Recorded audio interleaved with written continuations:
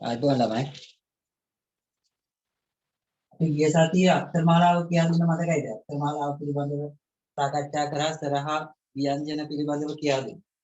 දැන් මම කිව්වා ගිය සතියේ දේවල් පාඩම් කරගන්න කියන එකත් මතක් කරා. සරහා අකුරු කියලා කියන්නේ මොනවද? ව්‍යංජන අකුරු කියන්නේ මොනවද? ඊට පස්සේ අක්ෂර මාලාවේ අකුරු කීයක් තියෙද? ওই කතාව මම ගිය සතියේ කියලා අද වෙනකොට ඒ දේවල් මතක තියෙන්න ඕන කියලා කිව්වා. අක්ෂර මාලාව පිළිබඳව මතක් කරගන්න බලන්න අපි ඊළඟ ටිකට යන්න. අක්ෂර මාලාවේ මම මේ ගිය සතියේ උගන්වපු දේවල් ටික මතක් කරන්න. දැන් 31 පිටුව තමයි අතිපොතේ පෙරලා ගන්නවා. 31 පිටුවේ තියෙනවා සිංහල අක්ෂර මාලාව කියලා පාඩමක්. සිංහල අක්ෂර මාලාව අනේ පාඩමේ මම ගිය සතියේ ටිකක් පටන් ගත්තා. මතකයි නේද? ගිය සතියේ කියා දුන්නා අයන්නේ ඉඳලා අව් යන්න දක්වා තියෙන අකුරු ටිකට සර අකුරු කියලා අපි කියනවා. අයන්නේ ඉඳලා අව් යන්න දක්වා. ඊට පස්සේ අනුස්කාරය කිව්වා, විසර්ගය කිව්වා. ඊට පස්සේ කයන්න ඉඳලා පයන්න දක්වා තියෙන අකුරු ටික අපි කිව්වේ ව්‍යංජන අකුරු හේවත් හල් අකුරු කියලා. ඊට පස්සේ සරහා ව්‍යංජන අකුරු ලියුවා. අද ලියන්න මාතෘකාව වර්ගාක්ෂර කියන. වර්ගාක්ෂර ලස්සන එක ලියා ගන්න. වර්ගාක්ෂර කියන්නේ මොනවද කියලා බලමු ඊට පස්සේ.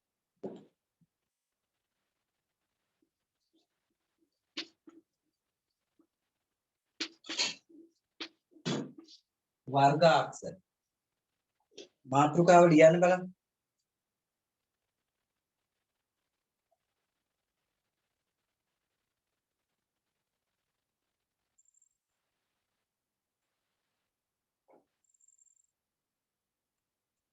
වර්ග අක්ෂර කියන එක වර්ගාක්ෂර කියලා තියෙනවා. සිංහල අක්ෂර මාලාවේ ගත්තොත් වාට කයන්න, ඡයන්න, ඡයන්න, ඡයන්න, පයන්න. ඔය ටික යටට කියවන්න පුළුවන් කාච, ත, තාප. ඕම කියවන්න පුළුවන්. කයන්නේ ඉඳලා මේ පැත්තට යන ටික ක වර්ගය. ඡයන්නේ ඉඳලා මේ පැත්තට යන ටික ච වර්ගය. ඡයන්නේ ඉඳලා මෙහාට ටික ට වර්ගය වෙනවා. මේ ඡයන්නේ ඉඳලා මේ පැත්තට ත වර්ගය කියලා හඳුන්වනවා. පයන්නේ ඉඳලා මෙහාට යන ටික අපි කියනවා ප වර්ගය. හරි නේද? එතකොට ඒක අකුරු උපදින ස්ථානය අනුව එහෙම නෙවෙයි හොරියේ පිහිටීමයි. කයන්නේ ඉඳලා ඉදිරියට යන අකුරු ටිකට අපි කියන්නේ ක වර්ගයේ අකුරු. ඡයන්නේ ඉඳලා ඉදිරියට යන ටික ත වර්ගයේ අකුරු. ඡයන්නේ ඉඳලා ඉදිරියට යන ටික ට වර්ගයේ අකුරු. ඡයන්නේ ඉඳලා ඉදිරියට යන ටික ත වර්ගයේ අකුරු. මෙතන ඉඳලා මෙහාට යන ටික අපි කියනවා ප වර්ගයේ අකුරු. එතකොට මේකට අයිති වෙනවලු ළමයි කයන්නේ ඉඳලා. කයන්නේ දැන් අදට තප කියනකොට ඒ අකුරු ටිකත් මේකට අයිති. කයන්නේ ඉඳලා මයන්න දක්වා කියන අකුරු ටික තමයි මයන්නේ ඉන්නේ මෙතෙන්ටනේ. බලන්න ඔයාලගේ වර්ගාක්ෂර ටිකේ පටන් ගන්නෙ ක වර්ගයේ කියන තැන කයන්නේ පටන් ගන්නෙ. මයන්නේ ඉවර වෙන්නේ. ප වර්ගයේ කියන එකේ අගට තියෙන්නේ මයන්න. ඒක කයන්නේ ඉඳලා මයන්න දක්වා තියෙන ওই සේරම අකුරු ටිකට කියනවා වර්ගාක්ෂර කියලා. පැහැදිලිනේ? වර්ගය තියෙන අකුරු ඒ කියන්නේ වර්ගාක්ෂර වර්ග කරනවා. මේ තියෙන්නේ දැන් ඔයාලා 32 පිටුවේ තියෙන ටිකක් කියව ගන්න වර්ගාක්ෂර කියන එක විස්තර කරපු ටික. සිංහල අක්ෂර මාලාවේ ක අකුරේ සිට ම අකුර දක්වා ඇති අක්ෂර වර්ගාක්ෂර ලෙස හැඳින්වෙයි. කයන්නේ ඉඳලා මයන දක්වා තියෙන අකුරු ටික. ශබ්ද උපදින ස්ථානය අල්ප ප්‍රාණ, මහා ප්‍රාණ ભેදය හෝ ගෝසාගෝස ભેදය යන සාධක මත අක්ෂර මෙසේ වර්ග වශයෙන් පෙළගස්වනු ලැබේ කියලා කියනවා. ඒ විදිහට තමයි පෙළගස්වන්නේ. දැන් ක අක්ෂරයෙන් ආරම්භන පේලියත් අක්ෂර ක වර්ගාක්ෂරයි. ච අක්ෂරයෙන් ආරම්භන පේලිය අයත් අක්ෂර ච වර්ගාක්ෂරයි. ට අක්ෂරයෙන් ආරම්භන පේලිය අයත් අක්ෂර ට වර්ගාක්ෂරයි.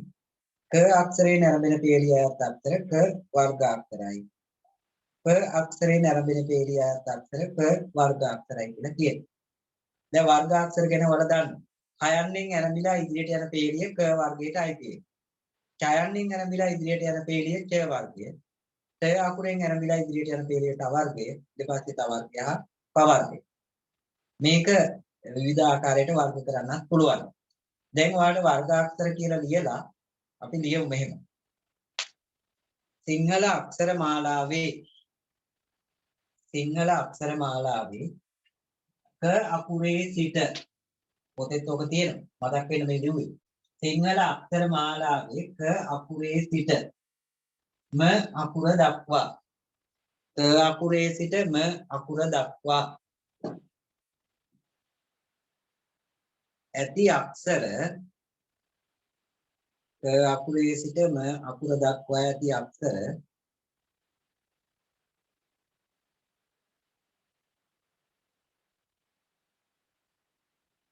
වර්ගාක්ෂර ලෙස හැඳින්වෙයි. වර්ගාක්ෂර ලෙස හැඳින්වෙයි. දැන් ඔයාලා ලියා ගන්න ඕන මෙන්න මේ ටික. මෙතන පොතේ තියෙනවා ක අක්ෂරයෙන් ආරම්භන පේලියත් අක්ෂර ක වර්ගාක්ෂරයි. ච අක්ෂරයෙන් ආරම්භන පේලියත් අක්ෂර ච වර්ගාක්ෂරයි. ඔන්න ඔය ටික පොත බලාගෙන ලියන්න. ඒක මතක හිටිනවා. කොහොමද ලියන්නේ? ක වර්ගයෙන් ආරම්භන අක්ෂර ක වර්ගයට අයත්. ච වර්ගයෙන් ආරම්භන වර්ගාක්ෂර ච වර්ගයට අයත්. පොතේ තියෙනවනේ. ඒක බලාගෙන ලියලා ඉතින් ඉස්සෙල්ලා.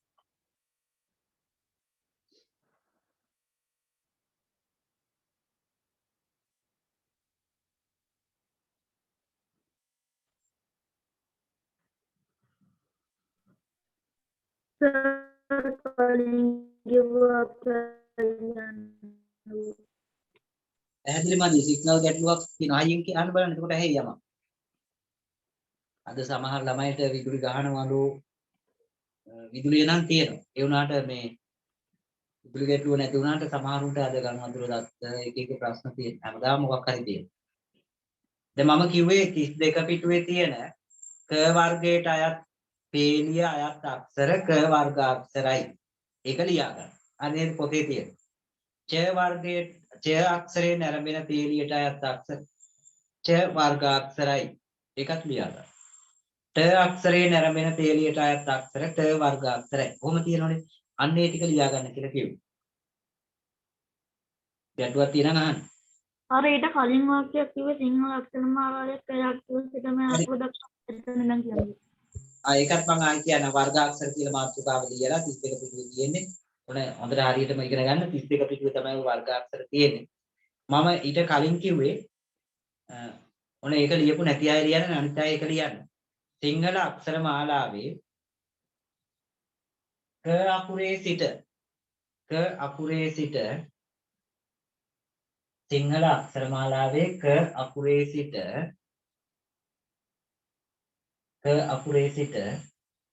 ම අකුර දක්වා ක අකුරේ සිට ම අකුර දක්වා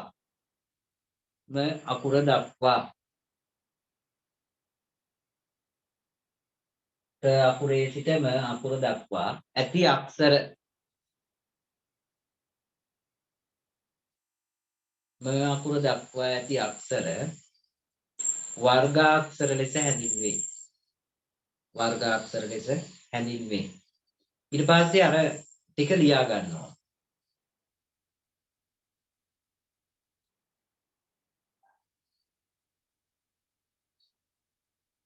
හරි නේද? ඒ ටික ලියලා ඉවරලා කියන්න බෑ. ඊට පස්සේ තව වැඩ තියෙනවා.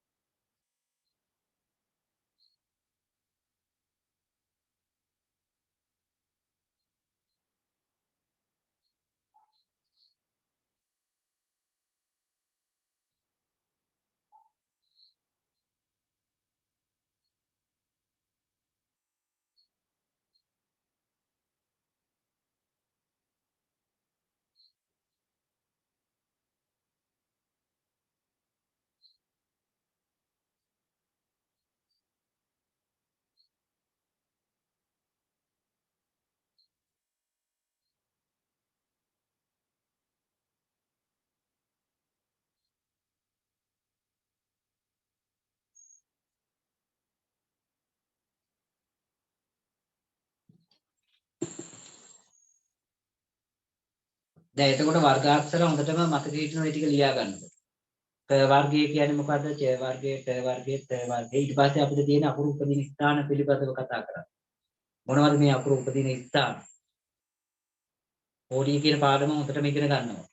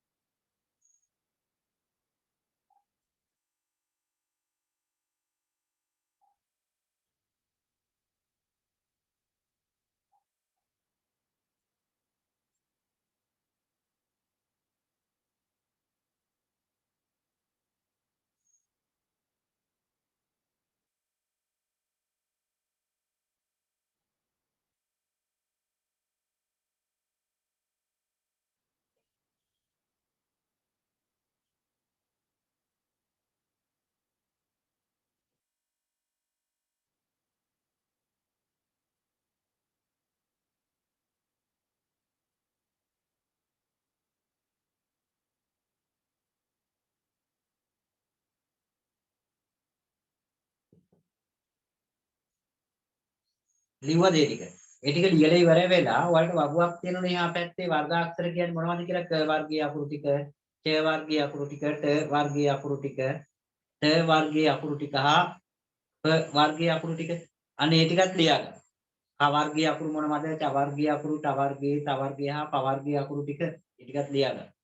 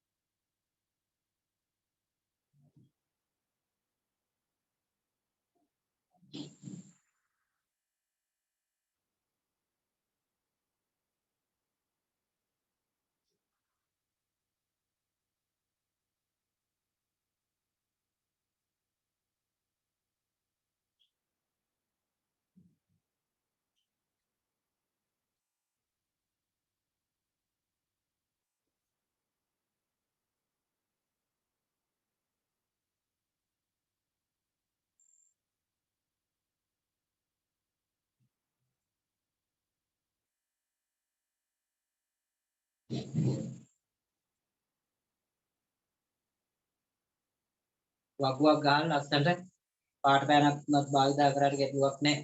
වගුව ලස්සනට ඇදගන්න.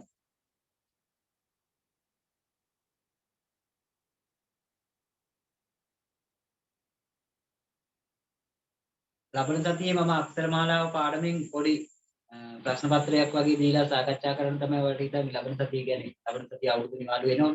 ඊළඟ සතිය වෙනකොට. සතියක් විතර නිවාඩුව ලැබෙයිනේ මට.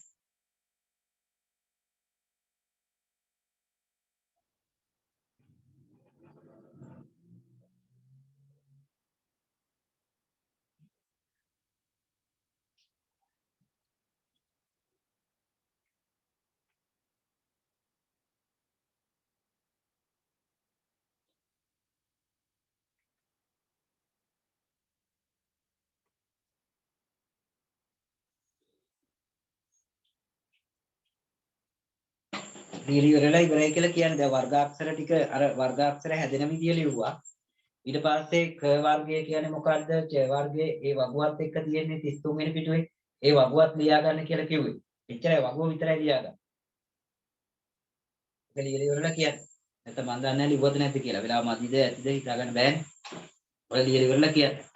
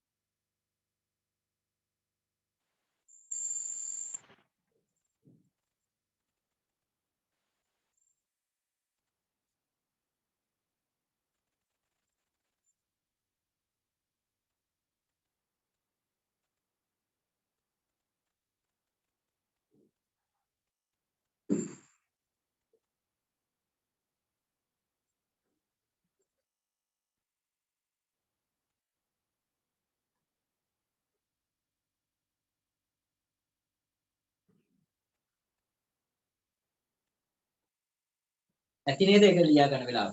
ඉවරද ලියලා? සාධන ඉන්න එපා. ඒක වීඩියෝ එක ඔන් කරලා වැඩ කරන්න. පේන්න ඉවරද නැද්ද කියලා හිතා ගන්න නැත්නම් කියන්න. මට හිතා ගන්න බෑනේ වල ලියලා ඉවරද නැද්ද කියලා. දැන් මම කිව්වා වීඩියෝ එක ඔන් කරලා වැඩ කරන්න අවස්ථාව දෙන්න කියලා ගන්න තියාද. ඒකෝට මට පේනවා ලියලා ඉවරද නැද්ද එහෙම කියලා.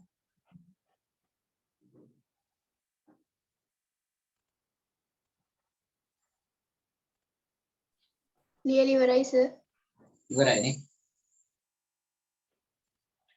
වර්ගාක්ෂර ටික ඔක්කොම ලියලා දැන් කියවලා බලන්න මොනවද ওই වර්ගාක්ෂර කියන්නේ කියලා. වර්ගාක්ෂර කියන එක තේරුම් ගත්තේ කොහොමද? වර්ගාක්ෂර තේරුම් ගන්නේ දැන් ඒකේ ලොකු ලොකු මහා විශාල දෙයක් තේරුම් ගන්න නැහැ. ඒ කියන්නේ කයන්නෙන් පටන් අරගෙන වල හෝඩිය තියෙන තැනට යන ආයතරයක්. හෝඩිය තියෙන තැන තියෙන්නේ 31 පිටුවේ. හෝඩිය තියෙන තැනට ගිහිල්ලා බලන්න. ක අකුරෙන් ව්‍යංජන අකුරු වල මුල තියෙන්නේ කයන්න, චයන්න, ටයන්න, තයන්න හා පයන්න. යයන්නයි චයන්නයි කියන මේ දෙක නැතුව කයන්නයි, චයන්නයි, ටයන්නයි, තයන්නයි, පයන්නයි කියන. එතකොට ඒකේ කයන්නේ ඉඳලා ඉස්සරහට යන අකුරු ටිකට අපි කියනවා ක වර්ගයේ අකුරු. මහා මාළු දෙයක් නැහැනේ. හැබැයි අකුරු ටික පාඩම් කරගන්න. ඡයන්නේ ඉස්සරහට යන අකුරුට අපි කියනවා ඡ වර්ගයේ අකුරු. ටයන්නේ ඉඳලා ගියා නම් ට වර්ගයේ. ටයන්නේ ඉඳලා ගියා නම් ත වර්ගයේ හා ප වර්ගයේ. ඒ ටිකට වර්ගාක්ෂර කියලා කියනවා. ඒක පාඩම් කරගන්න කා ච ට ත ප කියන එක දන්නවා. ඒකත් එක්ක ඕඩිය ලියාගත්තොත් හරි නැත්නම් පාඩම් කරගත්තොත් හරි අපිට ඒක කරගන්න පුළුවන්. දැන් එහා පැත්තේ තියෙනවා ඊට අමතරව මේ අකුරු උපදින ස්ථාන කියලා තියෙනවා. අකුරු උපදින ස්ථාන කියලා වර්ගයක් තියෙනවා. එහෙම ස්ථාන තියෙනවාද අකුරු උපදින්නේ? අකුරක් වුණත් උපදින්න ඕන. නැත්නම් ශබ්ද වෙන්නේ නැහැනේ. දැන් ලියනකොට නෙමෙයි කතා කරන ඉස්සෙල්ලා අකුරු වලින් කරන්නේ කතා කරන එක. පස්සේ තමයි ලියන්නේ. තේරෙනවනේ? ඉස්සෙල්ලා ශබ්ද කතා කිරීම තමයි ප්‍රධාන වෙන්නේ. ශබ්ද අකුරකින් වෙන කොටස් දෙකක් තියෙනවනේ. එකක් ශබ්ද කරන්නත් පුළුවන්, ලියන්නත් පුළුවන්. ලේඛනය කියලා කියන්නේ. එතකොට ලියනකොට අපි භාවිතා කරන්නේ අකුරු ඒවා සංකේත විදිහට ගන්න. ඒවා සංකේත. මේ ලියනකොට නෙවෙයි අකුරු උපදින්නේ. කතා කරනකොට. අපේ කටින් අපි අකුරු උච්චාරණය කරනකොට ඒ අකුරු උපදින එක එක ස්ථාන තියෙනවා කට තුලම. කටේම ස්ථාන තමයි. කටින් විතරයිනේ අකුරු උච්චාරණය කරන්න පුළුවන්. ඒ අකුරු උපදින ස්ථාන තියෙනවා. දැන් ඒ අනුව බෙදන්න පුළුවන්ලු කණ්ඨජ, තාලුජ, මූර්ධජ, දන්තජ, ඕෂ්ඨජ කියලා අකුරු ටික බෙදන්න. කොහොමද මේ බෙදීම කරන්නේ? දැන් ක වර්ගයේ, ච වර්ගයේ, ට වර්ගයේ ඕනම් බෙදුවේ ඒ තේරිය අනුවනේ. දැන් මේ ටික බෙදන්නේ අකුරු උපදින ස්ථානය අනුව. මේක 10 දී 11 දක්වා යන දිග පාඩමක්. මේකෙන් විභාගයට ප්‍රශ්නක් එනවා, ඕල වෙලවටත් ප්‍රශ්න එනවා. වැදගත්ම පාඩමක්. දැන් මේ සැරේ වාර විභාගෙට මේකෙන් ප්‍රශ්න දෙකක් දීලා තිබුණා. සාමාන්‍ය පෙළ ලියන්න ඉන්න ළමයිටයි මේ සැරේ අලුතෙන් ආපු 11 ළමයිට දෙකොල්ලට. ඒ කියන්නේ මේ පාඩම හරි වැදගත් ඉදිරියට යන පාඩමක්. මේක හරියට කරගත්තොත් මෙතෙන්දීම ලේසිය වගේ. දැන් මේ අකුරු උපදින ස්ථාන කියන්නේ හොඳ වැදගත් පාඩමක්. මේක අතහැරලා එහෙම කරන්න පුළුවන් පාඩමක් නෙවෙයි. මේක අත්‍යවශ්‍ය පාඩමක්. ප්‍රධානම පාඩමක්. මේ අකුරු උපදින ස්ථාන තියෙනවා. ඒවා උච්චාරණය වෙනකොට එක එක හඬවලින් අනුව වර්ග කරනවා. මූර්තජ, දන්තජ කියලා වර්ග කරනවා.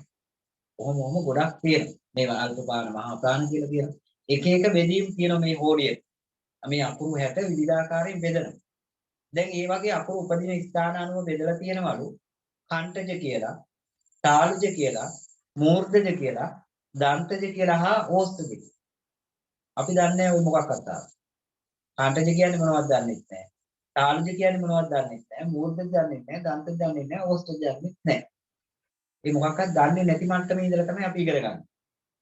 දැන් ඒක නිසා අපි නොදන්න නිසාම පොතේ තියෙන්නේ. නොදන්න අයට ඉගෙන ගන්න නේ තියෙන්නේ. නොදන්න නිසාම කියනවලු ඉස්සෙල්ලා කියන්නේ මෙහෙම. කණ්ඨජ අකුරු ගැන නෙමෙයි ඉස්සෙල්ලා කියන්නේ.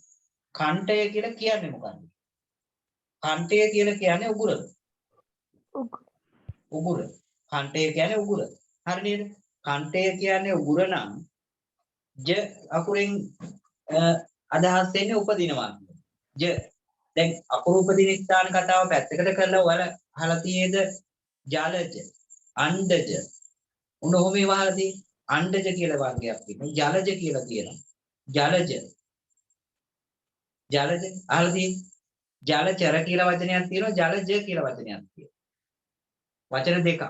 ඒ දෙකේ තේරුම දන්න කෙනෙක් ඉන්නවද? ජලචර කියන එකයි ජලජ කියන එකයි.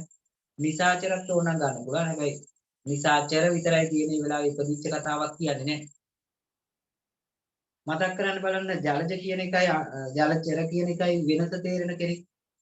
ජලජ කතාවයි ජලචර කතාවයි. පොඩක් කතාවක් බහ කරලා ඉන්නේ.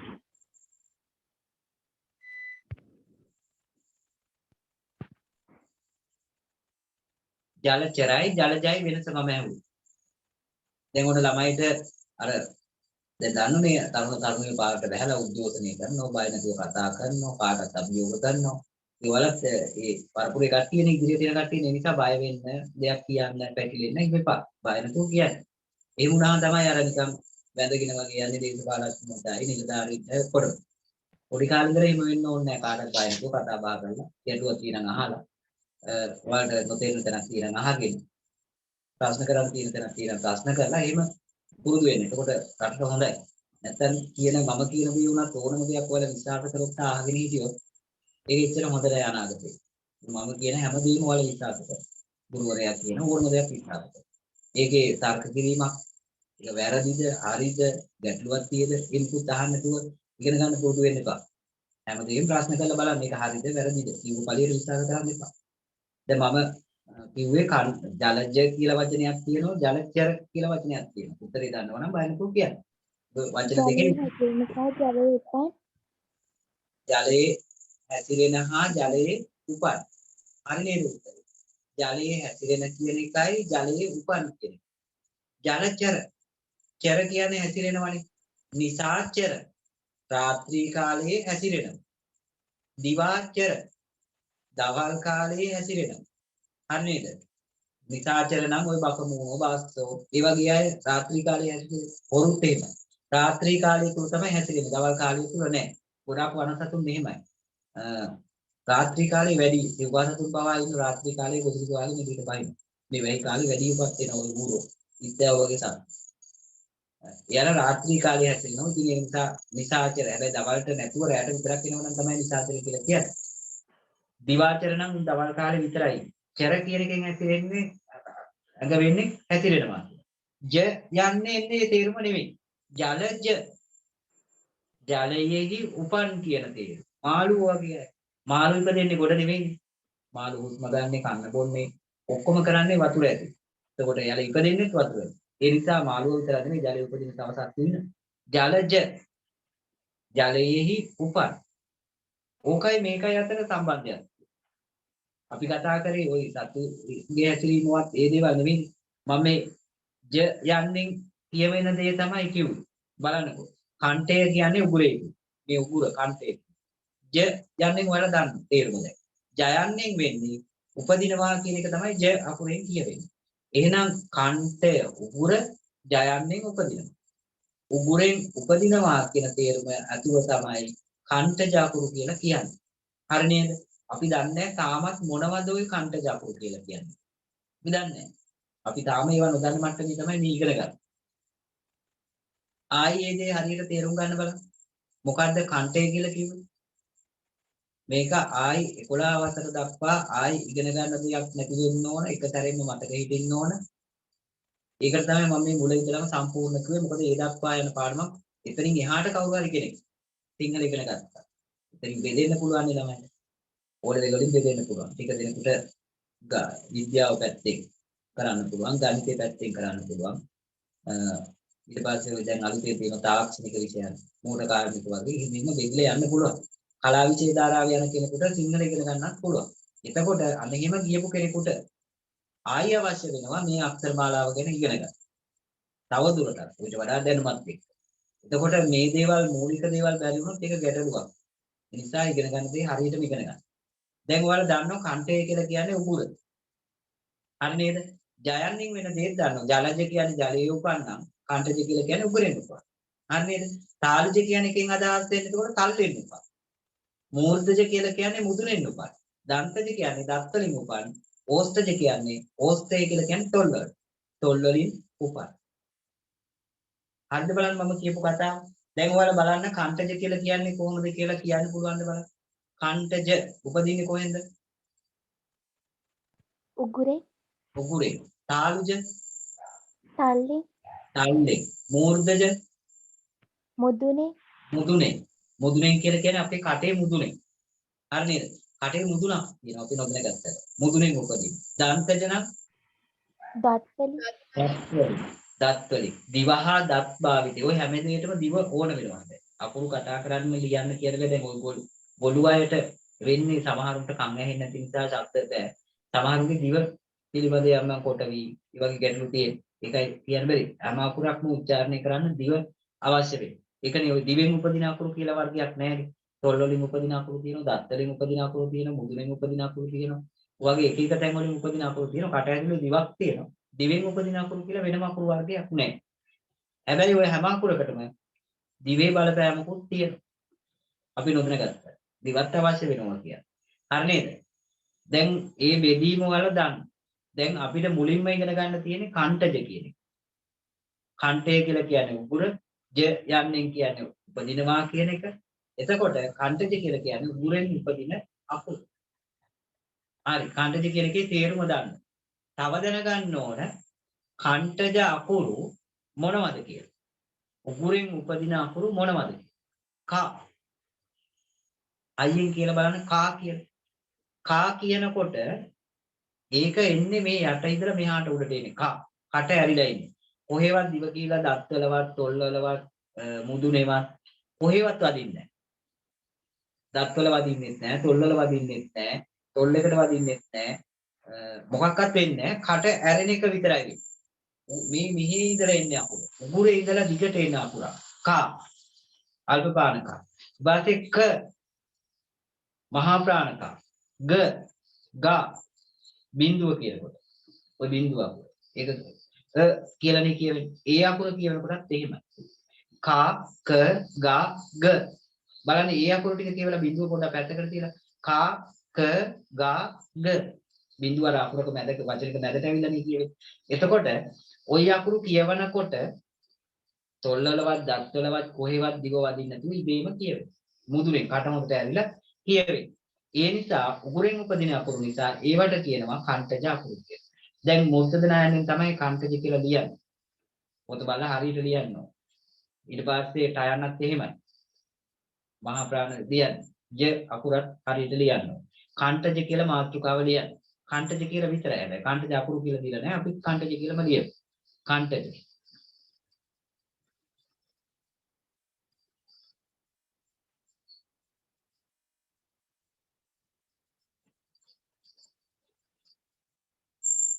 ඒකේ තියෙන විස්තරය. ඒ විස්තරෙත් ලියා ගන්න. ඔයාලා පොතේ තිබුණ ගැටලුවක් නැහැ. මතක හිටින ලියන්න. මොකද්ද විස්තරේ තියෙන්නේ? කණ්ඨේ යන උගුරයි. හරි නේද? දැන් මම කිව්වේ ඒක තමයි. කණ්ඨේ යන උගරින් උපදින ශබ්ද යන අර්ථයි. ජ කණ්ඨජ කියනකොට උගරින් උපදිනවා කියන එක කියවෙනවා. මොකද ජයන්න එකතු වෙච්ච නිසා. කණ්ඨ කියලා කිව්වොත් උගුර විතරයි. ජයන්න දැවවම තමයි උගුරෙන් උපදිනවා කියන අර්ථය එන්නේ. ජයන්න අයින් කරොත් උගුර විතරයි. ශබ්ද උච්චාරණයේදී දිවේ පසු කොටස. උගුර දෙකට ලං වීම. ඒක මම කිව්වේ නෑ. බලන්න එහෙම එකකුත් වෙනවද කියලා. ශබ්ද උච්චාරණය කරනකොට දිවේ පසු කොටස. දිවේ මේ පැත්තට තියෙන ටිකට අපි කියන්නේ දිවේ අග. එහා පැත්ත දිවේ පසු කොටස.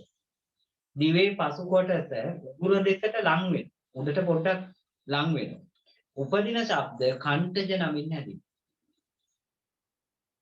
එහෙම වෙනවද කියලා බලන්නකො කා ක ගා ග වල කියවල බලන්න. කායන විතරම කියවල මේ දවස්වල. කා ක අල්ප ප්‍රාණ කායන තමයි වැඩිපුරම කියන්නේ. මහා ප්‍රාණ කායන නෙවෙයි. වල දන්න කොහෙන්ද වැඩිපුරම කායන කියවෙන්නේ කියලා. මට නම් තෑයි නෑ වුණා. ඔයාලට පුළුවන් නම් කියන කායන වැඩිපුරම කොහෙන්ද කියවන්නේ? තෑයින කායන නැහැ නේද දවස්වල. ඉන්ටර්නෙට් එකේ හැම තැනම කායන නැහැ. ඩවුන් එකට ගියත් කායන තමයි වැඩිපුරම. හේතුව මතකයි. අල්ප ප්‍රාණ කායන නැහැනේ. මහා ප්‍රාණ කායන කවුරුවත් කියන්නේ නැහැ. මතක නැහැ. පොඩක් අවදියෙන් ඉන්නවා නම් ලෝකේ ගැන මතක් වෙනවා. වෙන දේවල් එක. හරි ඔය ටික ලියන්න. මතක් වුණොත් කවුරු හරි කියන්නේ කොහෙද ඔක ඇහෙන්නේ වැඩිපුරම. අහු නැත්නම් අදහන්. දීචාන්ට ඇහෙන්නේ නැද්ද? පරක් වෙලානේ ආවේ. කයන්න විතර නෙවෙයි කයන්නෙන් උපදින අකුරක් කයන්නත් එක්ක තියෙන වචනයක් විතර ඇහෙනවයි කියන එක මම කිව්වේ. කොහෙද ඇහුනේ කියලා මතක් කරගන්න.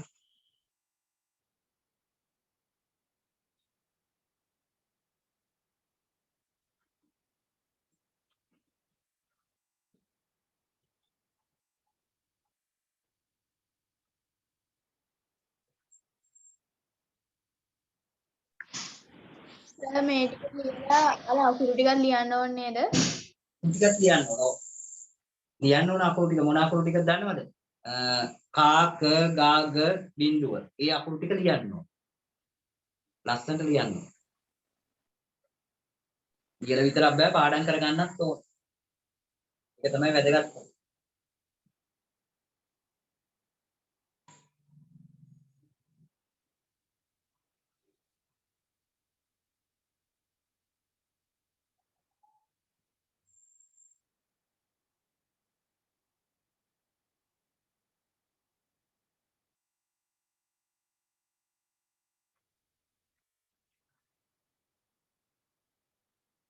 ගොඩාක් අද දවසේ වැඩි තත්ත්වයක් කියලා සමහර ළමයි පොඩි විදිහට මොන ගැටලුනේ. විදුලි ගහනවා වහිනවා. වලට නෑ ගැටලුවනේ.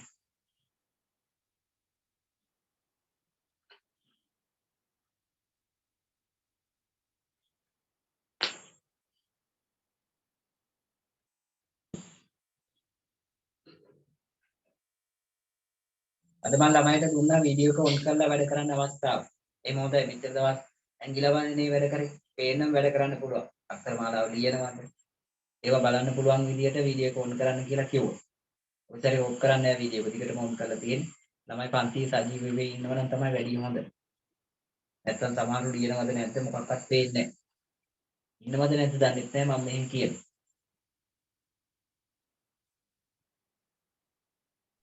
සර් අපිට කැමරා ගන්න කරන්ට් තියෙන්නේ.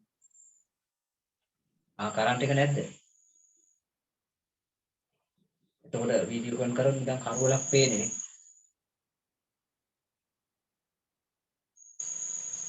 ඔය දෙක හරි පේන්නේ කරුවලයි කියලා හරි. දැන් ඔයාලා ඉවල කරුවලයි කියලා ගැටලුවක් නැහැ නේ. ඔයතරේ විදුලි බලයේ දේ විදිහට බය වෙනකම් මේ දවස් දෙක තුන විතරක් tie වැස්සනේ. වැස්සෙන් පස්සේ ඔය ගැටලු ලොකුවට එන එකක් නැහැ. පැය ගන්න හරි අඩුයි.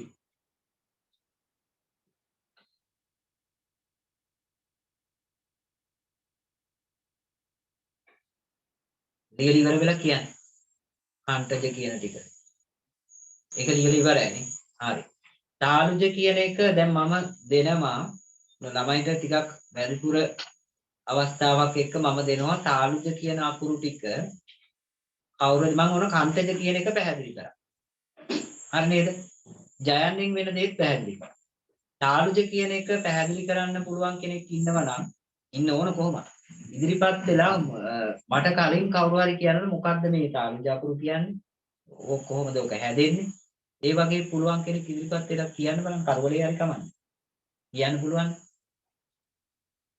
මම එක දවසක් කරවලේම ඉගෙනුවා. එක දවසක් නෙවෙයි දිගටම වගේ වල පන්තිත් කරේ කරවලේ වගේ පොඩි එළියයි කියෝනේ අදලා. කවුරු ඉදිරිපත් වෙන්නේ? තාලුජ අකුරු කියලා කියන්නේ මොකක්ද? උදාහරණ කියන්නේ.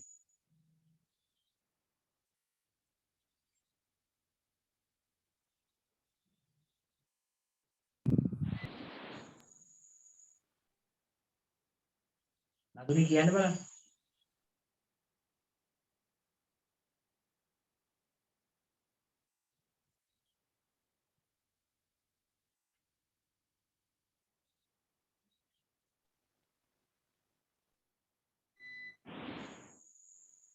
කවුරු හරි කියන්නේ.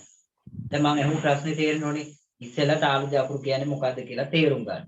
හොඳට කියවලා බලන්න මොනවද මේ තාලුජ අකුරු කියලා කියන්නේ.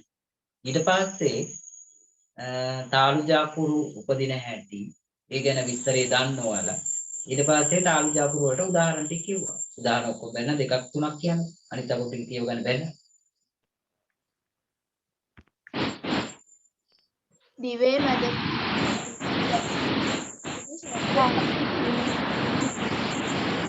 චාච ජාජඤ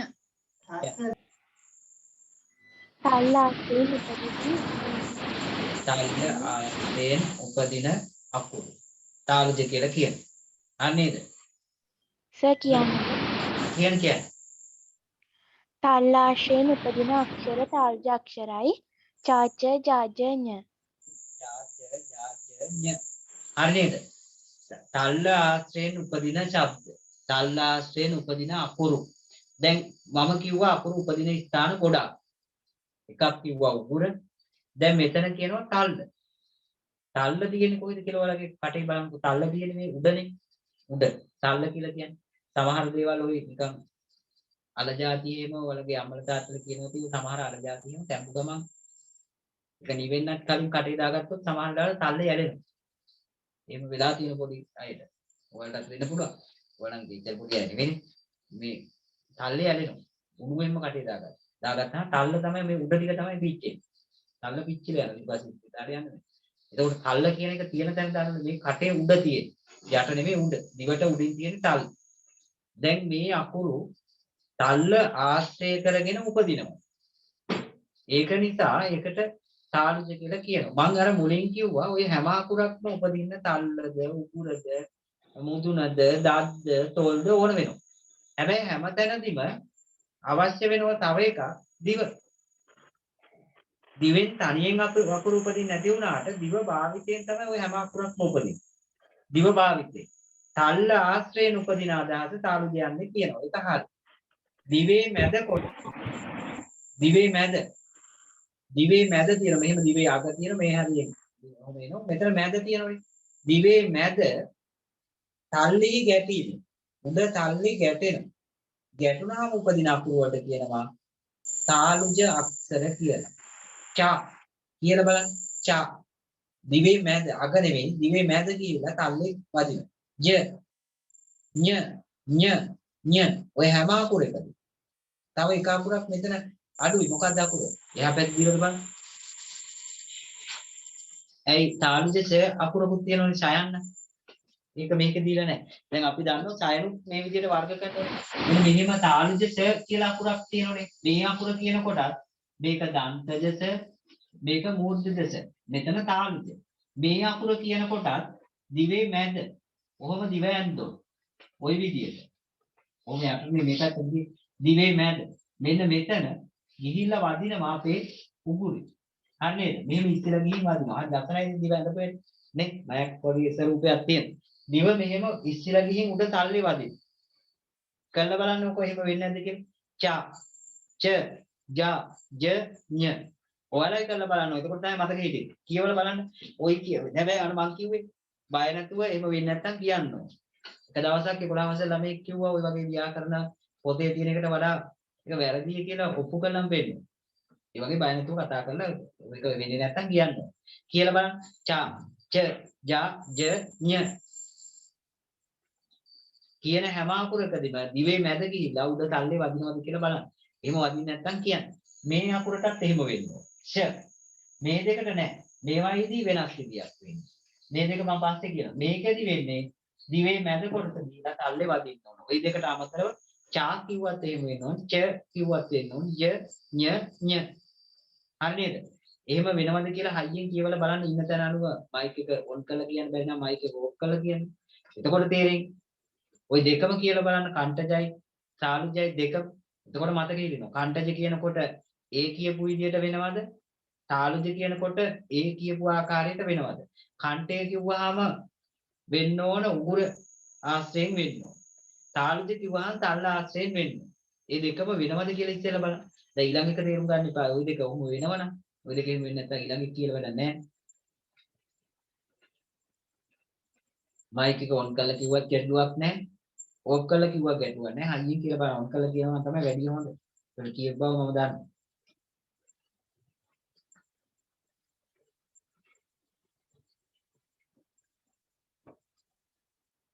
දැන් කිව්වනම් ඊට පස්සේ ලියන්න.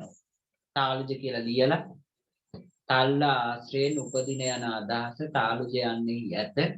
දිවේ මැද කොටස තල්ලෙහි ගැටීමෙන් උපදින ශබ්ද තාලුජ ලෙස හැඳින්වේ කියලා. ලියලා උදාහරණ ටිකක් ලියන්න.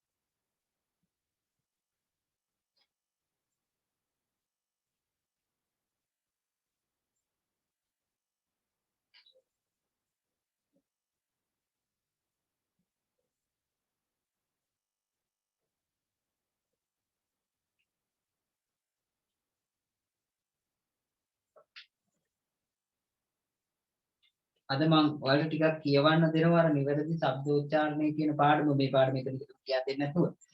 ඉන්නවද කියවන්න මම කියවන හැටිත් ඒක කියා දෙන එක සැරයක් මම කියලා ඔයාලට නැත්නම් ඒකේ අමාරු වචන එහෙම තියෙනවනේ. කියවන්න කැමැත්තෙන් ඉදිරිපත් වෙන අය ඉන්නවද කියලා ඉස්සෙල්ලා බලමු. දැන් මේක කරලා ඉවර වෙලා මම කිව්වේ. පස්වෙනි පාඩම. ඒක කියවීම පිළිබඳ පාඩම. නිවැරදි ශබ්දෝච්චාරණය කියන පාඩමේ ඒක කියා දුන්නොත් කියවන්න ඉදිරිපත් වෙන ළමයි ඉන්නවද කියලා කියන්නේ. අපි කියවන්නම් කියලා ඉදිරිපත් වෙන අය.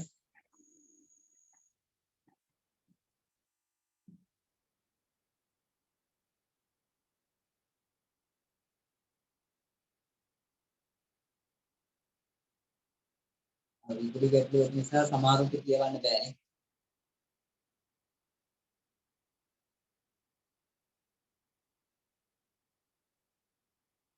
හරි එහෙනම් අපි මේ පාඩමම අද දවසේ ඉවර කරලා ලබන සතියේ කරමු. දැන් ලබන සතිය වෙනකොට සූදානම් වෙන්න කියවන්න. ලබන සතියේ නෙමෙයි ඊළඟ සතියේ. දැන් ඔයාලා ලිව්වා තාලු ජකුරුත් දාන්න. පංච ජකුරුත් දාන්න ඊළඟ මාතෘකාවක් ලියන්න මූර්ධජ කියලා. මූර්ධජ. දැන් ප්‍රශ්න දිහකුත් කරන්න කාලේ හරි ඔයාලට ගොඩක් වේගෙන් පාඩම් කරගෙන ආවා. දැන් ওই කරපු පාඩම් වලින් ගොඩක් ප්‍රශ්න කරන්න. මූර්ධජ අකුරු. මූර්ධජ.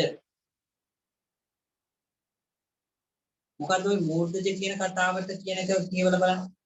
දිවේ අග කොටස උඩට නැමිලා තල්ලේ මුදුනේ ගැටීමෙන් උපදින ශබ්ද. තල්ලේ ගැටුණා නම් තාලුජ වෙනවා. තල්ලේ මුදුනේ ගැටුණා නම් මූර්ධජ වෙනවා. අන්න වෙනස. තල්ලේ ගැටුණා නම් තාලුජ අකුරයි. දිවේ අග කොටස. දිවේ මෙන්න මෙහි අග. මේ පැත්ත. අග කොටස උඩට නැමිලා. හරියටම ඕක නම් වෙනවා මං හිතන්නේ. ඔයාලා කරලා බලුවා. දිවේ අග කොටස උඩට නැමෙනවා. මෙහෙම නැමෙනවා. නැවිලා තල්ලේ මුදුනේ ගැටෙනවා. ගැටිලා උපදින ශබ්ද මූර්ධජ කියලා හඳුන්වනවා. ආයි කියවලා බලන්න මොකක්ද මේ කිව්වේ? දිවේ අග කොටස ඔයාලගේ දිවේ ආගේ උනත් දිවේ මිනිස්සේ කියලා දිවේ. මිනිස්සුනේ වකුරු ශබ්ද කරන්නේ. සතුන්ට වකුරු ශබ්ද කරන්න බෑ. සතුන්ට එක එක ශබ්ද කරන්න පුළුවන්. හැබැයි එයාට අකුරු වචන කියන්න අමාරුයි. ඒ නිසා සමාජයේ අකුරු උපදින ස්ථාන හරියටම වැඩ කරන්න දෙන්න වෙන්නත් පුළුවන්. මොනවා අපි දිව නිකන් ඉලකින් වගේ යන්නේ. අරගෙන නිකන් අමුතුයිනේ. මෙන්න දිවේ අග. මෙන්න මේ අග කොටස මෙහෙම උඩට නැමෙනවා. ඔහොම උඩට නැමිලා තල්ලේ මුදුනේ ගැටෙනවා. මුදුනේ. තල්ලේ මුදුනේ ගැටීමෙන් උපදින ශබ්ද වලට කියනවලු මූර්ධජ කියලා. ඒවට මූර්ධජ අකුරු කියලාලු කියන්නේ. හරි නේද? දිව මෙහෙම උඩට නැවෙනවා. ඔයාලා කවදාවත් හිතුවේ නැහැ. ඔයාලගේ දිව කොහොම උඩට නැවෙනව ඇතේ. දන්නේ ඔය අකුරු කියනවා. කියනකොට දිවයේ වදිනවද මෙහි වදිනවද දත්වල වදිනවද තොල්වල වදිනවද මොකක්වත් කියන්නේ නැහැ. ගියාගෙන යනවා. ගියාගෙන යනවා. එතකොට මොනවා හරි කියවෙනවා කොහේ හරි දිවත් ආරෙන්නේට වදින. ඒක අපි දන්නේ. කාට හරි බලනවා කියලා හිතන කොහොමද තරහ ගියේ. ඒ වෙලාවට අපි ඕස්තජ දන්තජ තාලුජ මූර්තජ ඕවා මොකක්වත් හිතන්නේ අපි යත් එක තුන්දාට දැනගෙන යනවා. ඒ අතරේ ওই දේවල් වෙනවා. බලනකොට ඒක කාට හරි ප්‍රශංසා කරත් එහෙම තමයි. මොකක් කරත් එහෙමයි.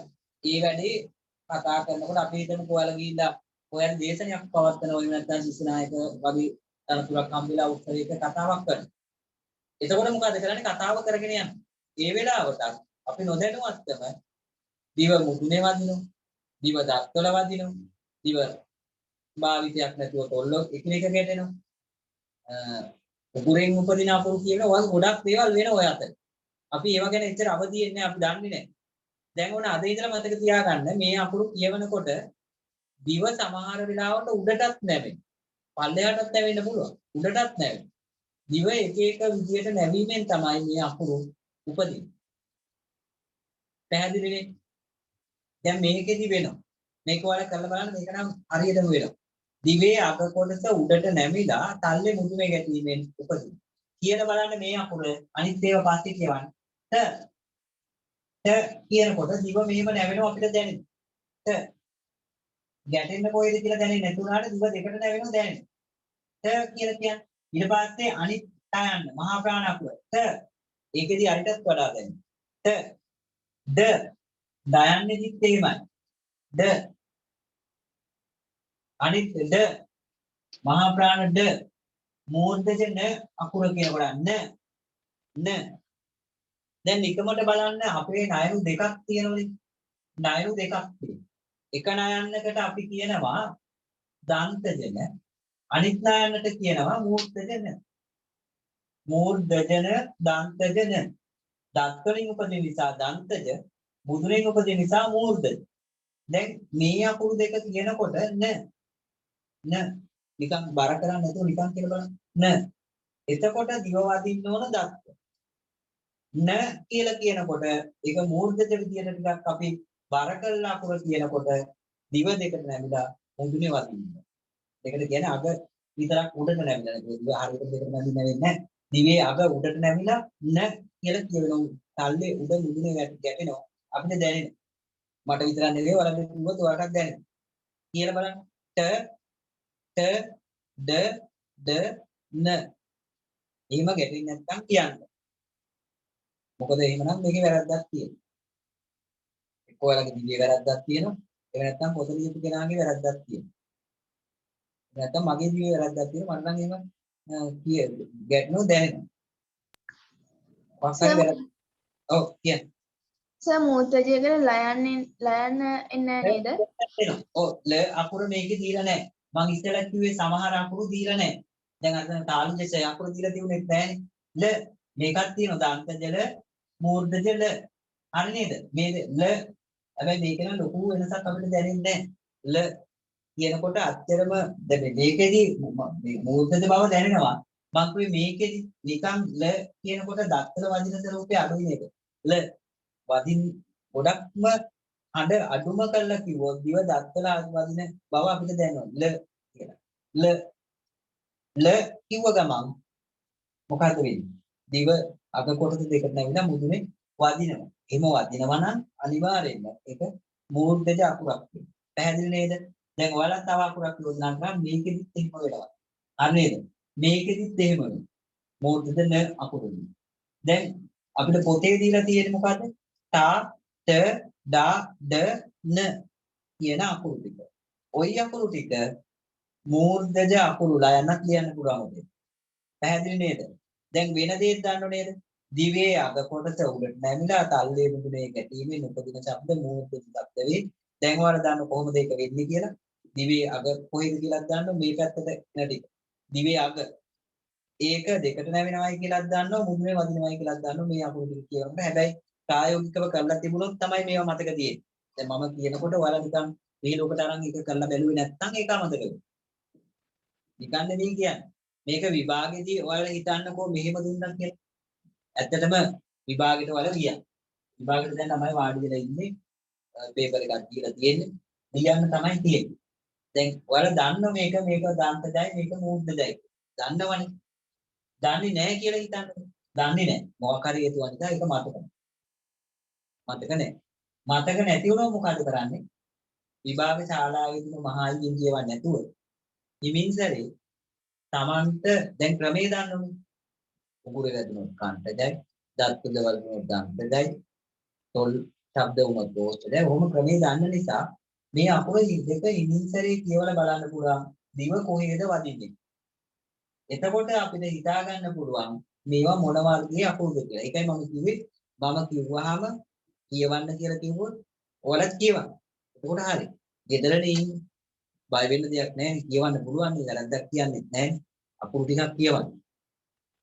අයියෙන් කියලා බලන්න. ටිකක් කරුවලේ ඉන්නවනම් මහා අයියෙන් කියවන්න.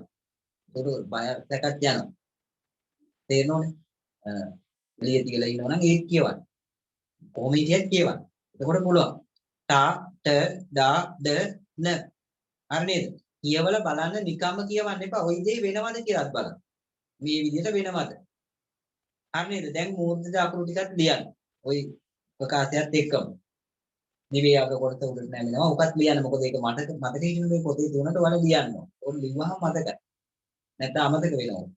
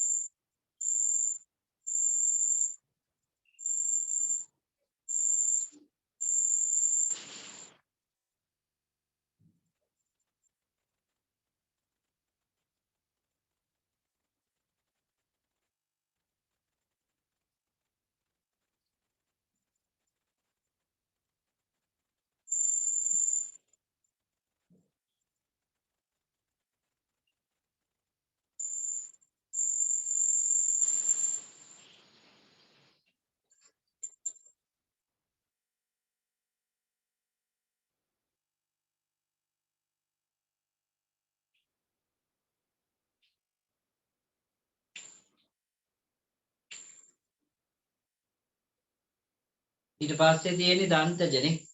දන්තජ අකුරු ටිකක් ලියන්න. දිවේ තුඩ දත්තයන් දෙහි ගැටීමෙන් උපදින ශබ්ද දන්තජ කියලා ලියලා ඒක ලියාගෙන ඉන්න.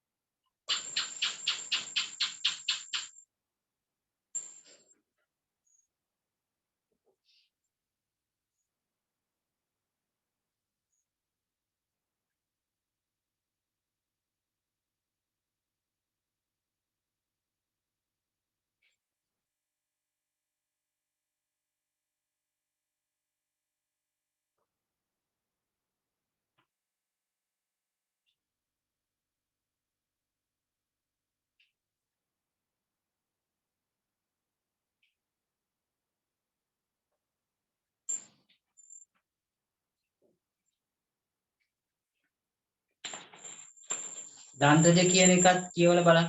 දැන් ඔයාලා ලියපු එක. දිවේ තුඩ දත්තයන් දෙහි ගැටීමෙන් උපදින ශබ්ද දන්තජ ශබ්ද නම් වේ. දැන් ඔයාලා දන්නවා අකුරු උපදින ස්ථාන අනුව ගොඩාක් වර්ග කරා. කිව්වා උගුරෙන් උපදින අකුරු පියේ කියලා කිව්වා. මුදුන ආශ්‍රයෙන් උපදින අකුරු පියේ කිව්වා. දැන් මේ කියන්නේ දත් වලින් එහෙම නැත්නම් ඒ අකුරු උච්චාරණය කරනකොට දත් වලින් උපදිනවා කියන එක නෙවෙයි. දිවේ හැසිරීම අනුව තමයි මේ බෙදන්නේ. දිවේ තුඩ ගිහිල්ලා දත් ඇන්දේ ගැටෙනවා. දිව ගිහිල්ලා දත් වල වදිනවා කියන එක නෙවෙයි කියන්නේ. තුඩ කියන්නේ දිවේ අග කොටසනේ. දිව ගිහිල්ලා මේ අකුරු කියනකොට දත් වල වදිනවා. දත් ඇන්දි දෙකේම වදිනවා. අයියෙම කිව්වොත් ගලවලා යන්න පුළුවන් මට්ටමට වදිනවා. එහෙම ගැටුණාම උපදින ශබ්ද දන්තජ ශබ්ද කියලා කියනවා. තයනු දෙකේදීම එහෙම වෙනවා. අල්පානහා මහා ප්‍රාණ. ද න මූර්ධජ න නෙමෙයි දන්තජ න කියන. මූර්ධජ න කියනකොට එහෙම වෙන්නේ නැහැ. මුදුනේ වදින්නේ. තා ත දා ද න න කියනක ගොඩක්ම හඬ අඩු කරලා කිව්වොත් තමයි දත්වල වදින්නේ. නැත්තම් මුදුනේ වදින්නේ. මොකද මූර්ධජ වෙනවා. මූර්ධජ වුණොත් දත්වල වදින්නේ නැහැ. හරි නේද? දිවේ තුඩ දත්තෙන් දෙයි ගැටීමෙන් උපදින ශබ්ද තමයි දන්තජ කියලා කියන්නේ. දැන් ඕවා පාඩම් කරගන්න ඕන වල කොහොමද පාඩම් කරන්නේ? අකුරු උපදින ස්ථාන අනුව තියෙනවා කීයක්ද තියෙන්නේ කියලා ඉස්සෙල්ලා පාඩම් කරනවා. තියෙනවා 1 2 3 4 5. අකුරු උපදින ස්ථාන අනුව වර්ග කරනකොට ඒකට අදාළ කොටස් 5ක් තියෙනවා. ඊට පස්සේ කාන්තජ කියන්නේ මොකද්ද? තාලුජ කියන්නේ මොකද්ද? මූර්ධජ කියන්නේ මොකද්ද? දන්තජ, ඕෂ්ඨජ කියන්නේ මොකද්ද කියලා පාඩම් කරගන්නවා. ඊට පස්සේ පාඩම් කරගන්නවා කාන්තජ අකුරු වලට තියෙන උදාහරණ ටික. තාලුජ අකුරු වලට තියෙන උදාහරණ ටික. මූර්ධජ අකුරු වලට තියෙන උදාහරණ, දන්තජ අකුරු වලට තියෙන උදාහරණ, ඕෂ්ඨජ අකුරු වලට තියෙන උදාහරණ. ඒවත් පාඩම් වෙනවා. විභාගෙදී අහන්නේ උදාහරණ දෙකයි. තාලුජ අකුරු යන මොනවාද? උදාහරණ දෙකක් ලියන්න. ඔක තමයි ප්‍රශ්න. මූර්ධජ අකුරු යන මොනවාද? උදාහරණ දෙකක් ලියන්න. ඒතර උදාහරණ දෙකක් ලියන්න වැඩිම වුණොත් උදාහරණ හතරක් ලියන්න. ගොඩක් දුරට දෙකයි අහන්නේ. හැබැයි ඉතින් අපි උදාහරණ දෙකෙන් සීමා වෙන්නේ අපි උදාහරණ ටික ඔක්කොම පාඩම් කරමු. විභාගෙදී දෙකක් යවනවා දෙකක් ලියන්න. ඉක්මනට මතක් වෙන දෙක ලියන්න. හරි නේද? දැන් ඒ නිසා ඒවා පාඩම් වෙන්න ඕන. දැන් තමන් කියා දුන්න විදිහටම මේක එහෙම අමතක කළා හරියන්නේ නැහැ. ඕෂ්ඨජ අකුරු කියලා තවත් අකුරු වර්ගයක්.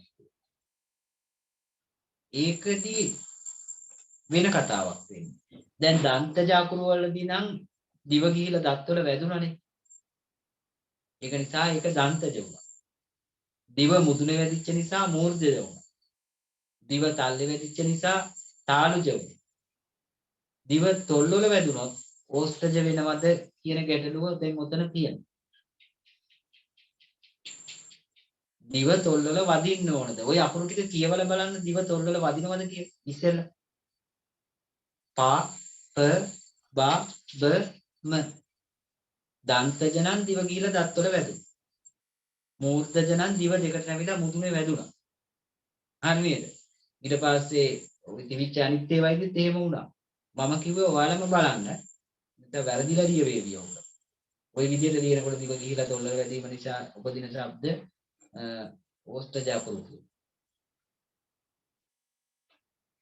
මම කිව්වේ දැන් ওই අකුරු තියෙන උතන පහක්. ඒ පහ කියවලා පහම කියවලා බලන්න.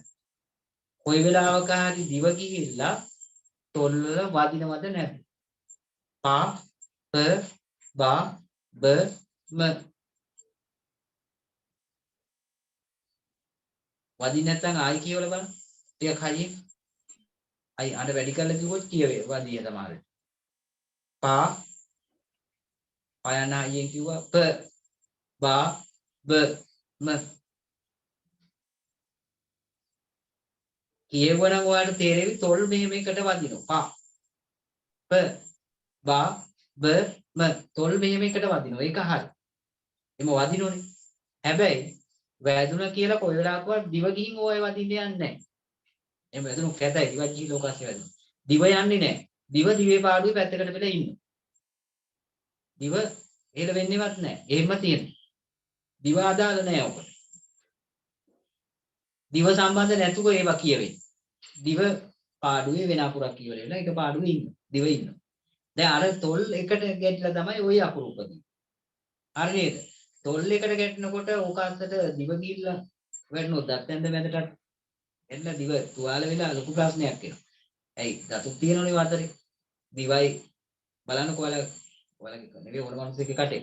දිවයි තොලුයි අතර දත් තියෙනවනේ. දත්යන්ද තියෙන ওই අතරින්.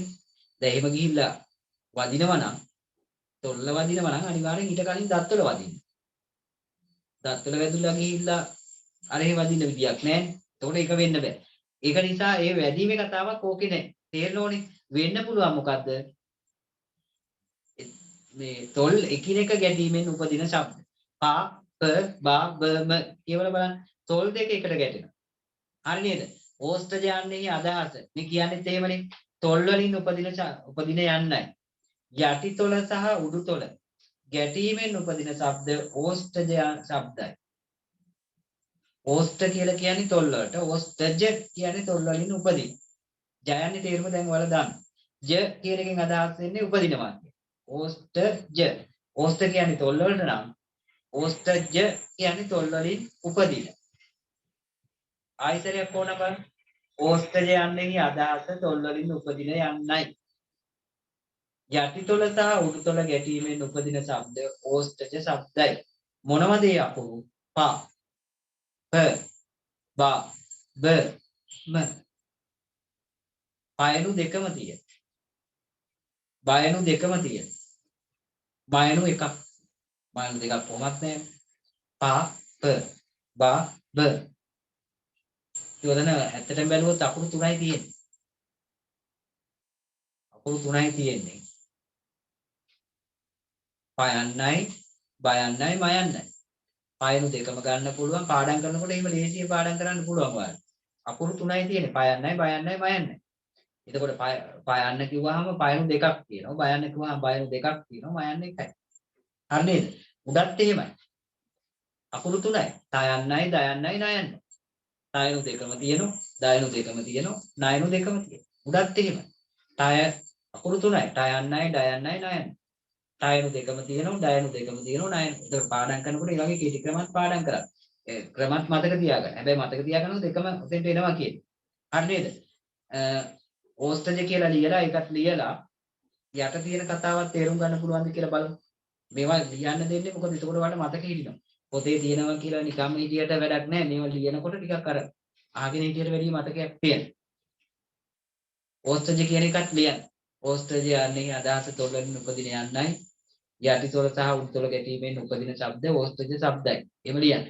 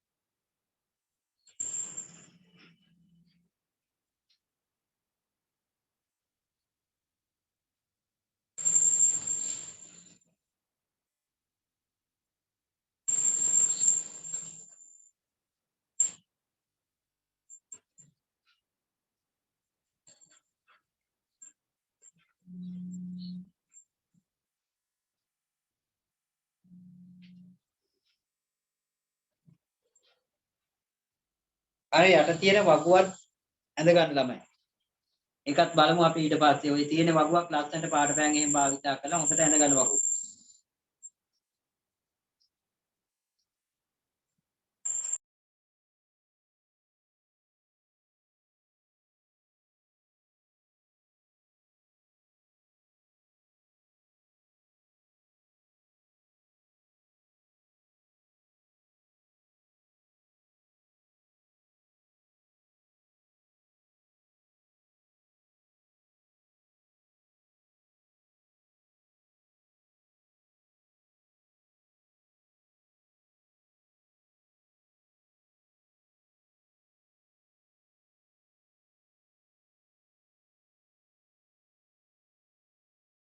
මේ වගුව ලස්සනට ඇඳ ගන්න. මේ පාට පෑන් එහෙම භාවිතා කරලා ඊට පස්සේ අකුරු ටික ලස්සනට හොඳට කරගන්න වගුව. ඊට පස්සේ අපි බලමු කරලා. කරලා ඉවරලා කියන්නේ මේක නම් ඉතින් මට ටිකක් වැඩිපුර වෙලාව දෙන්න වෙනවා. හොඳටම කරන්න වැඩේ.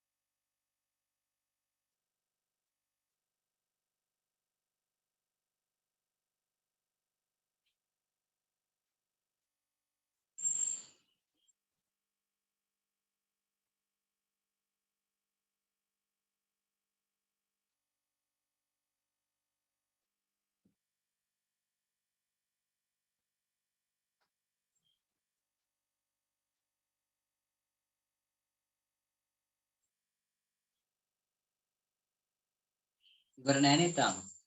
තියෙනවා ඒකේ ටික වගුවක් නේ.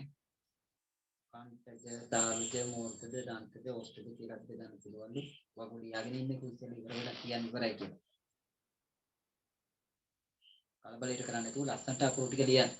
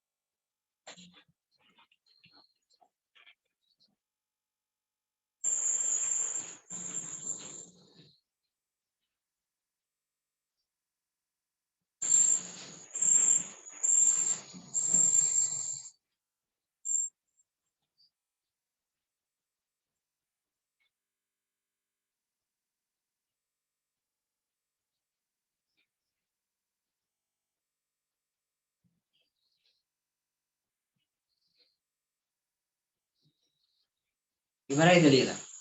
උත්පත්ති ස්ථාන කියලා තියෙන මොන වගුව වලද නැද්ද කියලා කිව්වට තේරෙද මං කියන්නේ. කාන්ටජ කියලා කියන. කාන්ටජ උත්පත්ති ස්ථාන තියෙනවා. දැන් යට ඒ පැත්තට කියවගෙන යන්න. කාන්ටජ, තාලුජ, මූර්තජ, දන්තජ, ඕස්තජ වල ලියාගත්ත වගුවේ තියෙන උත්පත්ති ස්ථාන අනුව. කණ්ඨජ, තාලුජ, මූර්තජ, දන්තජ හා ඕස්තජ කියලා තියෙනවා. වර්ගයේ තියෙනවා ක වර්ගය, ච වර්ගය, ට වර්ගය, ත වර්ගය හා ප වර්ගය. දැන් අපි ඉස්සෙල්ලා පටන් ගත්තේ වර්ගාක්ෂර වලින්නේ. වර්ගාක්ෂර වල තිබුණා ක අකුරේ ඉඳලා එහාට යන ටික මම කිව්වා ක වර්ගයේ. ට යන්නේ ඉඳලා එහාට යන ටික ච වර්ගයේ. ට අකුරේ ඉඳලා එහාට යන ටික ට වර්ගයේ. ට අකුරේ ඉඳලා එහාට යන ටික ත වර්ගයේ කියලා කිව්වා. ප වර්ගයේ ඉඳලා එහාට යන ටික ප වර්ගයේ කියලා කිව්වා. හරි නේද? දැන් එතකොට ඔයාලට තේරෙනවා කණ්ඨජ අකුරු ටික තමයි ක වර්ගය කියලා දාලා තියෙන්නේ. තාලුජ අකුරු ටික තමයි ච වර්ගය කියලා දීලා තියෙන්නේ. මූර්ධජ අකුරු තමයි ට වර්ගය කියලා දීලා තියෙන්නේ. දන්තජ අකුරු ටික තමයි ත වර්ගය වෙන්නේ. ඕෂ්ඨජ අකුරු ටික තමයි ත වර්ගය වෙන්නේ. ඒ ටිකෙන් ඔයාලට තේරෙනවා මේ හෝඩිය හදලා තියෙන්නේ අකුරු බෙදලා තියෙන්නේ නිකම්ම නෙමෙයි. තේරුමක් ඇතුව. අකුරු උපදින ස්ථාන අනුව තමයි අර තේරි දාලා තියෙන්නේ. අපිට බැලුවාම පේනවා නිකම්ම මේ හෝඩිය හදලා තියෙන්නේ. දැන් අර හෝඩියේ තියෙන තැන බලන්නකෝ. 21 පිටුවේ. ඒකේ තියෙන්නේ අර දැන් කයන්නේ ඉඳලා මේ පැත්තට යනකොට ඒ ටික වෙන්නේ මොනවද? බලන්න මෙතනින් ඊට පස්සේ. කණ්ඨජ. ඊට පස්සේ ඡයන්නේ ඉඳලා යනකොට තාලුජ. ඡයන්නේ ඉඳලා යනකොට මූර්ධජ. ඡයන්නේ ඉඳලා යනකොට දන්තජ. පයන්නේ ඉඳලා ඕෂ්ඨජ. අන්න ඒ විදිහට තමයි බෙදලා තියෙන්නේ. ඒ බෙදීමම තමයි අපි ওই ක වර්ගය, ච වර්ගය, ට වර්ගය, ත වර්ගය හා ප වර්ගය කියලා ඉගෙන ගන්න. දැන් ඔයාලා මේ හෝඩිය පාඩමේ පාඩම් කර ගැනීම හොඳටම කරන්න. ඒ කියන්නේ මේකේ තියෙන අකුරු ටික සේරම මේ දවස් ටිකේ පාඩම් කරගන්න ආයි එක සැරයක් පාඩම් කරලා තියාගන්න. එතකොට අමතක වෙලා වගේ ගියාට විභාග කිට්ටු වෙනකොට නැවත පාඩම් කරනකොට මතක් වෙනවා. ඊට පස්සේ අපිට නිකන් දැනෙන්නේ ඒක මතක නෑ වගේ. එක සැරයක් හොඳට පාඩම් කරගෙන තිබුණොත් විභාගෙදී ලේසි. ආයෙ සැරයක් පාඩම් කරනකොට හොඳට මතක තියෙනවා. ඊට පස්සේ කියෙව්වත් ඇති මතකයි. පාඩම් නොකර හිටියොත් බෑ. දැන් අපිට පාඩම් කරලා ඊපස්සේ ටික සතිය දෙකක් යනකොට අපිට දැනෙනවා මේ පාඩම් කරපුදී මතක නෑ නේ. විභාගෙට තා කොයි කාලයක් තියෙන එකද අපි දැම්ම පාඩම් කරන්නේ. එහෙම හිතන්නේ නැතුව පාඩම් කරලා තියුවොත් කොයි වෙලාවක හරි ඔයාලට ඒක පහසුවක් වෙනවා. විභාගයක් තියෙනකොට කියව ගත්තත් මතක් වෙනවා. ඒකයි මම කිව්වේ වෙලේ පාඩම් කර ගැනීම කරන්න. එතකොට ලේසියි. දැන් මේ සතියේ කතා කරන දේ මේ සතියේ අපි ඉගෙන ගන්න දේ පාඩම් කරගන්න මේ සතියේ ලබන සතිය වෙන්න කලින්. එතකොට ලේසියි. දැන් ලිඛිත අභ්‍යාස තියෙනවා ක වර්ගයට අයත් අක්ෂර පමණක් ඇතුළත් වන පරිදි වචන 3ක් ලියන්න. මේවා මම මේ ගෙදර වැඩ කියන්නේ. ක වර්ගයේ ක වර්ගයට අයිති අකුරු අක්ෂර පමණක් ඇතුළත් වන පරිදි වචන 3ක් ලියන්න. ට ට ඩ අකුරු ඇතුළත් වන්නේ කුමන වර්ගයේද? මම උත්තර කියන්නේ නැහැ දැන්. ප්‍රශ්නේ පැහැදිලි කරන විතරයි. මේ අකුරු අයිති වෙන්නේ මොන වර්ගයටද කියලා අහන්න. ඒක ඔයාලා අර අකුරු උපදින ස්ථාන වර්ගාක්ෂර ඔක්කොම කියවලා බලන්න මොන ක්‍රියටද මේ අකුරු තුන දාන්න පුළුවන්. ඊට පස්සේ කියනවා මේ වර්ගාක්ෂර උත්පත්ති ස්ථාන අනුව වර්ග කරන්න කියලා කියනවා. ඒකත් කරන්න ඕන. හතරවෙනි ප්‍රශ්නෙට දීලා තියෙන්නේ ඕස්ඨජ අක්ෂර ඇතුළත් නොවන වචනය තෝරන්න. ඒකෙදි ඔයාලට ඉස්පිලි දාපුවා පාපිලි දාපුවා පිල්ලම් භාවිතය ගැන සැලකිල්ලට ගන්න එපා. ඒ කියන්නේ මයන්න කිව්වත් ඒක ඕස්ඨජ අකුරක්. අල්මයන්න කිව්වත් ඕස්ඨජ අකුරක්. දෙකම එකයි. මු යන්න කිව්වත් ඕස්ඨජ අකුරක්. මයන්නේ මොන ස්වරූපේ වුණත් ඒක ඕස්ඨජ වෙනවා. හරි නේද? එතකොට තාලම්පට ගැටබෙරිය මද්දලය හග්ගෙඩි. ඔය වචන හතරෙන් ඕස්ඨජ අක්ෂරයක් ඇතුළත් නොවන වචනයක් තියෙනවා. වචනයක් මට දැනෙනවා නිකන් දෙකක් වගේ කමක් නැහැ. ඒ හරි එකක් තෝරගන්නකො. මේක නම් දෙකක් තියෙනවද කොහෙද හරියටම බලන්න. ට වර්ගයට අයත් අකුරු පමණක් ඇතුළත් වචනේ හොයන්න මූර්ධජ අක්ෂර ඇතුළත් නොවන වචනය වන්නේ කියලා කියනවා. දැන් ওই ටික මම ඊළඟ දවසේ දැන් ඔයාලට කරන්න දීලා මේවා උත්තර හරි වැරදි දාගන්න කියා දෙනවා. ඔයාලා දෙකදී මේ ටික කර තියන්න. ඊට පස්සේ ලබන සතියේ කියා දෙන්න තියෙන අලුත් පාඩම.